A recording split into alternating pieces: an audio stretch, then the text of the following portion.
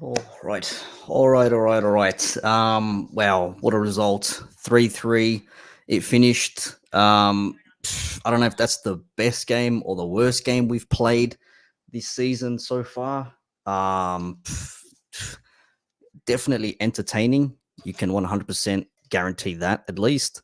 Um, any which other way, don't really know how to take it for those that are watching live or later on. Just be a quick one, precursor to the pod on Tuesday at 8 p.m. Again, we'll probably do it live with a bit of Q&A backwards and forwards, but effectively that is the situation here. And if we just go to share the screens, we will be able to see what the sitch is, because it was basically a very rough and tumble game. Ended up finishing 3-3, as I said. And there is some of the Twitter action at the moment. Let me know if you're watching live, your thoughts. Started off like a house on fire, 2-0 after 10 minutes. And in true Wanderers fashion, we end up getting pegged back again. It goes to 2-2, and then they go ahead and they start singing Campeones in the 64th minute. Then Ogawa seemingly scores a goal, potentially offside, but nonetheless, it was tight, but it was given, and 3-3. And then we had about four chances to score 4, 5, 6 goals, or rather the fourth, fifth, and sixth goal, rather. But to be fair, Mejias had to come in with a few saves as well. So, look, I was expecting a loss in this game with the starting 11 that we ended up seeing. Some players who have not played regularly have not started. Williams out is a bit of an issue at the moment. That is going to be a very big question mark. How are we going to continue the season now without him? We do have a lot of defenders, but Williams was meant to be the stable in the back line. But hey, lo and behold, no idea what the situation is there. But that was the results. And if we just quickly check, this is the course of action. So 3-3. Fifth and ninth minute, goals from Tracy, great goal. Rodwell, nice to see him get himself his first goal as well. But then they scored in the 16th and 36th minute. And then second half, Tilio comes on after 5 minutes, scores a bomb as well, scores a great goal. But then 8 minutes later, Kejiro Ogawa gets our third for the match, and it finishes 3-3. And again, Ogawa could have had a goal. Lecky could have had a goal. McLaren could have had another two, if not for that post coming to our aid, ironically enough. Unlucky with Petrados with the goal from, I think it was a Galloway, but it deflected in. But again, we're the makers of our own demise. So defensively, still got plenty of work to do, but it's nice to see some goals flowing in from this team. And as you can see there, City, 20 shots, 4 on target. We had 13-5 possession, give or take. You expect the home team passes. More passes for them. We're at the 80 mark.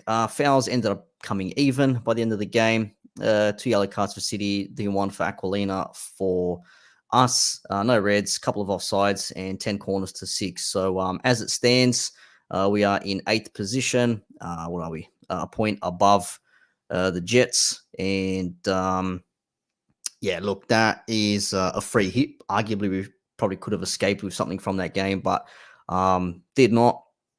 That's the situation. But it's nice to see, again, team playing some decent football. The defense now is going to have to really sort itself out now, because no Williams for 4 to 10 weeks, depending on how bad it is. It looked pretty bad. It looked like his hammy was really in all sorts. So we'll have to wait and see what happens once the results come through with the scans and everything, and suss out the severity of his injury. But as it stands there, Tracy has been watching Novak from WS Football. Vince Regari, this game has got the juice an hour ago in terms of the tweets from the top. But if we go to the latest, see what's happening. Tracy speaking sense despite his vax views. Hang on, he just mentioned he's watching Novak lost me again. There we go. Some political stuff in there. Don't really care. Opinions. People don't care about people's opinions unless it's their own. normally what it is.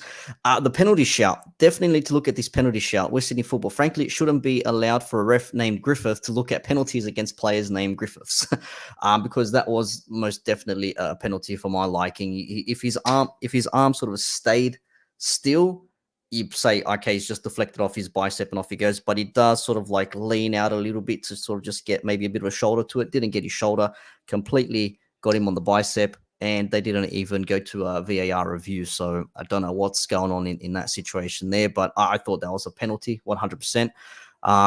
Kiz Norbo tried to con the referee to getting a penalty for himself after Lecky was apparently chopped by, was it Nada in the box or whatever it was, but not for me, not at all. And he's trying to con the referee. He's got to try and get himself a goal somehow.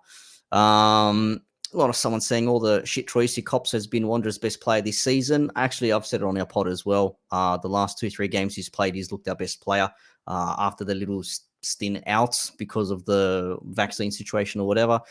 He's come back and he's actually looked like a central midfielder. It sort of looks like he knows what he's doing most of the time anyways. There are still some bits and pieces he needs to work on, but for the most part, looked okay. Bacchus being back in the midfield, that was also massive. It was nice to see him starting after being injured preseason, the last preseason game before the season started. So he's been out for a couple of months. Nice to see him get in on the action and being a bit of a nuisance. I think he got a bit of a push from Jameson or someone in that first half, or being a bit of a nonce. Mr. T says Troisi is a football god. Maybe not. 100% pen. Overall better attacking. Agawa was insane. Defensively, we're still a bit in all sorts. Agawa was unlucky not to score himself a hat-trick. I mean, that touch and that hit over the top, that's a goal. That's a contender for goal of the season. Was not, unfortunately. Did hit the post. Glover was nowhere to be seen for that one there. But I don't know. No Robinson on the bench, maybe. Is Gary Van Egmont coming in there an influence to this team? I don't know.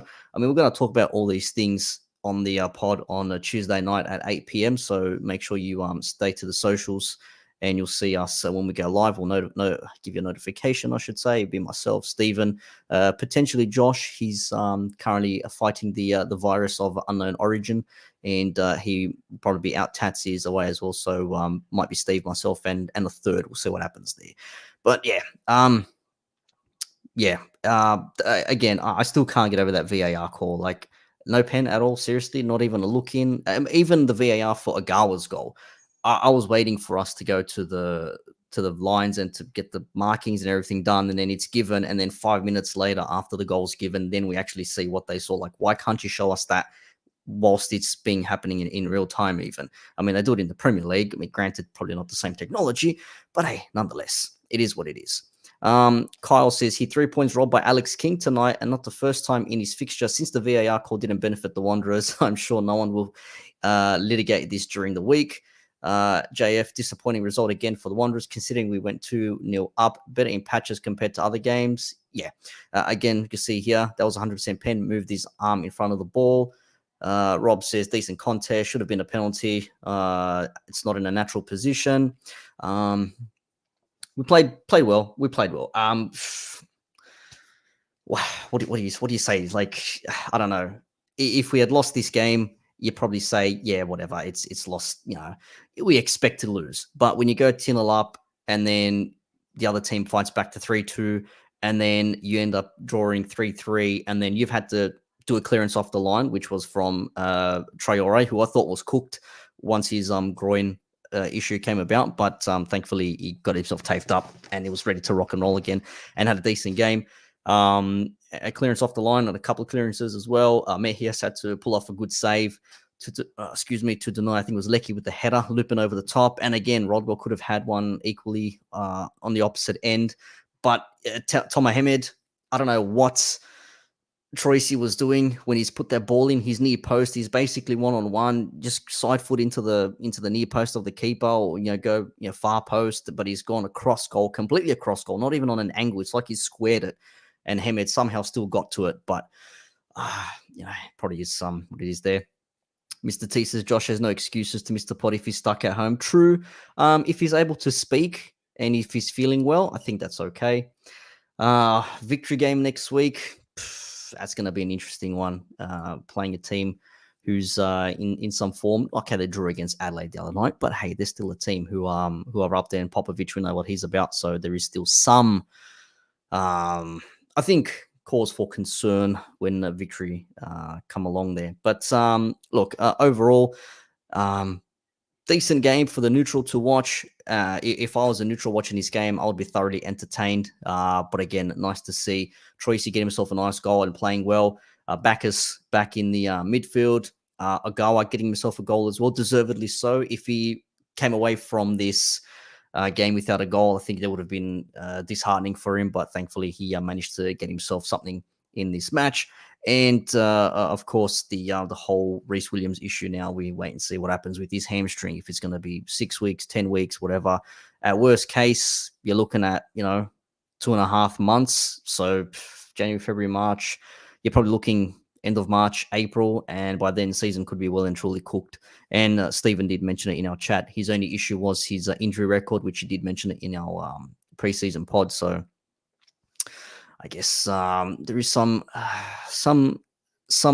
causes for concern in the defensive line now. In any case, so wait and see what happens there. But it's a point against the defending champions, and with the change lineup, change formation, again playing against a team that played 120 minutes in an FFA Cup game.